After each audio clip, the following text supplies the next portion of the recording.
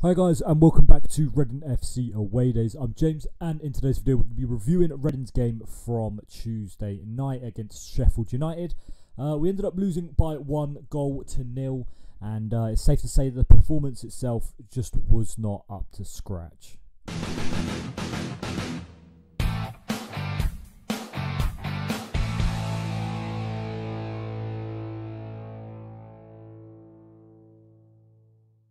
So, Reading were defeated 1-0 by Sheffield United at the Select Car Leasing Stadium last night, and it's safe to say that Reading did not put in a performance that could be particularly proud of.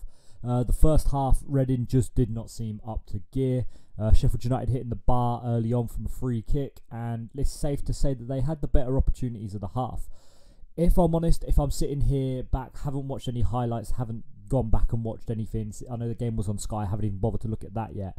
But if I were to have a look and say, from what I can remember, I don't remember Reading even having a chance in that first half.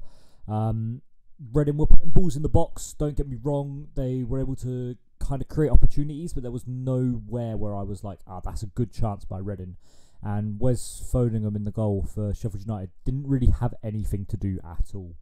The only real chances that Reading had came in the second half, and that was when Andy Carroll came on the pitch. And again, they were scarce as it is. Straight after half-time, though, Sheffield United broke and Sheffield United scored. Talking about in the preview, I spoke about how Sheffield United scored 17 of their goals in the second half at a 77% rate. And what happened? The second half provided Sheffield United's first goal. And the only goal of the game as well. Bogle on the right-hand side, pushing up from right wing-back. I think he was playing as a wing-back. I think they had a back three. And yeah, Reading just were all over the shop again. The right-hand side or the left-hand side of defence, just nowhere to be seen. And it was just a good passing move in the end by Sheffield United. And it's safe to say they kind of deserved the goal, if I'm honest. After that, Reading made a sub. Andy Carroll came on, and he didn't really have the impact he had against Forest. Yeah, he won things in the air, but we didn't really create any chances per se like we did against Forest, where we ended up getting the goal from Scott Dan. We didn't really create anything massive in the lead of things, really.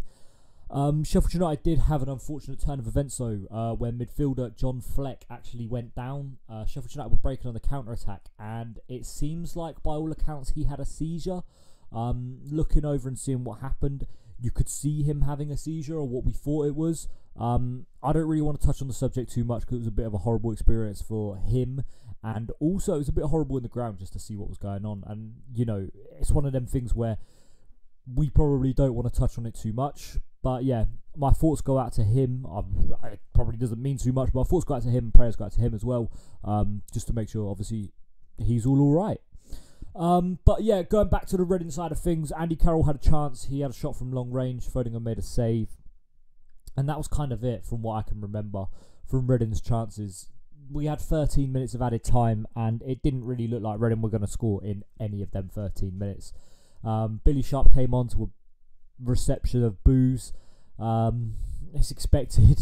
Billy Sharp always seems to score against Reading, and he always seems to celebrate against Reading massively in front of the fans as well. Didn't score in this game though, and again, he was my danger man really to watch out for.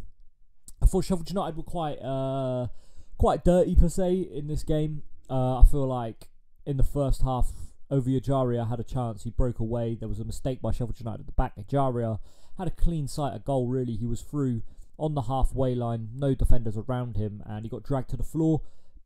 Listen, if Reading were in that situation, I would want the defender to do the exact same thing. A cynical foul, and look, at the end of the day, got a yellow for it, and it's probably what he deserved. Other chances as well, where Morgan Gibbs-White, he was dirty as anything, fouling all over the shop. There's one in front of 1871, which was a dirty foul. I think when we were breaking through as well, Reading were on the counter-attack, just absolutely wiped out who it was on the ball, and, you know, got a yellow card for it. And I thought Gibbs-White was probably lucky. You could see another referee on another day giving another yellow card for that. Giving another yellow card to the boy anyway. I thought, in general, Reading had a lot of decisions not go our way. I feel like there was quite a few fouls that the referee had leeway for in terms of Sheffield United, and I feel like there was a lot of times where Reading weren't really fouling them, and the ref was just giving the foul. There was an instance with George Puskas where he's chasing down a defender, and the defender's on the floor before Puskas has even got to him, and the referee's blown up for a free kick. You know, at the end of the day, the officiating in the EFL, it's just awful, and it's something that really needs to be addressed. Looking back at the weekend against Nottingham Forest, another situation where the refereeing was god awful, and you know, the same situation just arised here. Can't just blame everything on the referee though. Looking at Reading's substitutions in that game, it's the basics that Paunovic can't get right. It's his game management. I spoke about it previously, about how I feel like Paunovic's game management is just the poorest trait of his, and his subs just reflected that once again. He brought Andy Carroll on almost straight after they scored. Fair enough, that's a decent substitution. We then left it all the way up until added time was put on. Yeah, there was 13 minutes added time, but Reading just didn't want to change the game. He didn't bring Femi Aziz on, who Reading were making some good runs in behind the defence of Sheffield United, and it just wasn't being seen by the midfield. Ovie Ejaria was missing for the whole game. Honestly, I don't understand what's going on with this team, but Ovie Ejaria just did not seem on point. He just hasn't recently at all, if I'm honest. This whole season, I just haven't really been impressed with Ovie Ejaria. His end product just doesn't exist at the minute. He seems to dribble the ball, and he seems to be losing it almost 9 times out of 10. And, you know, I hate to be saying these things, but it's the cold, hard facts that we kind of need to get out there. John Swift had a poor game. You know, I can't really dwell too much on that. John Swift's been fantastic all season. He just had a poor game on Tuesday. I just feel like in general the whole Reading team was poor. I thought Puskas did play well though again, and you know, he did have a chance where he could have scored, I'm pretty sure, but again I feel like this team just avoids passing it to George Puskas. He was making some good runs in behind the defence, and you know, lumping it over the top. Maybe it's the style Paunovic doesn't want to play, but it's something maybe that we do need to do. He was making good runs in behind the defence, and it was just being ignored by the Reading players. At the end of the day, we came away with a loss, and that's it. Basics were just wrong. Reading can't get the basics right. Throw-ins constantly. We'd throw the ball back into play, and then we'd pass it back to the throwee, who would then lose the ball, or it would go out of play. And it's something Reading really need to work on, because the basics should be the basics. It shouldn't be something that you need to work on. And that's something that Reading really struggled with on Tuesday night. But yeah, 1-0 to Sheffield United. It's safe to say that I don't think either of these teams are going to be pushing for a playoff place come January, February time.